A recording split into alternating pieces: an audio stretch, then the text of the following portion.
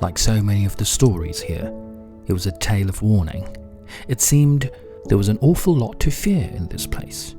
Snakes and sunsets and thunderstorms and droughts and pregnancy and fever and bushfires and floods and mad bullocks and crows and eagles and strangers, gallows-faced swagmen who emerged from the bush with murder in mind. Isabel found the sheer number of deadly threats overwhelming at times, but the children were proper little Australians and delighted in such tales, relishing the game. It was one of the few activities that could be counted on to engage them all, despite their different ages and inclinations. Got it! Well done! A peal of exultant laughter. Now let's get moving! She loved to hear them gleeful and rambunctious. All the same, she held her breath and waited for the game to take them away. Sometimes, though she never would have dared admit it out loud, Isabel caught herself imagining what it might be like if she could make them all disappear. Only for a little while, of course. She'd miss them dreadfully if it were any longer than that.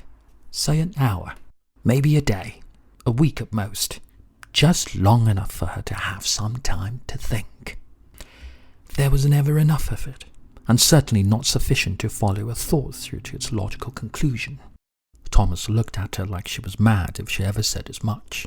He had quite fixed ideas about motherhood and wifedom. In Australia, wives were frequently left alone to deal with snakes and fires and wild dogs, apparently. Thomas would get that faraway glint in his eye when he expounded on the subject, the romantic sentimentalist's fascination with the folklore of his country. He liked to picture her a frontier wife, enduring hardship and keeping the home fires burning as he gallivanted around the world making merry. The idea had amused her once. It had been funnier when she thought that he was joking. But he was right when he reminded her that she'd agreed to his grand plan, had leapt, in fact, at the opportunity to embrace something different. The war had been long and grim, and London was despicably mean and milk-washed when it ended. Isabel had been tired. Thomas was right too, when he pointed out that life in the grand house was not anything like a frontier existence. Why, she had a telephone, and electric lights, and a lock on every door.